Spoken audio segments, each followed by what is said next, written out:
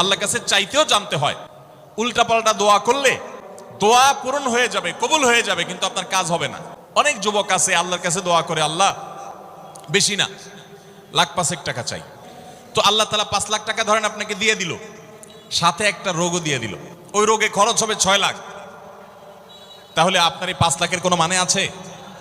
আপনারা একটা প্রসিদ্ধ ঘটনা অনেকেই শুনেছেন, একটা চুটকি, যে এক যুবক দোয়া করছে, আল্লাহ তোমার কাছে আমি এমন একটা লাইফ চাই যে লাইফে 2 হাত ভর্তি টাকা থাকবে আর আশপাশে শুধু নারী আর নারী থাকবে, এরকম একটা লাইফ চাই। তো আল্লাহ তাআলা তার দোয়া কবুল করে ফেলছে। দোয়া কবুল করছেন কিভাবে?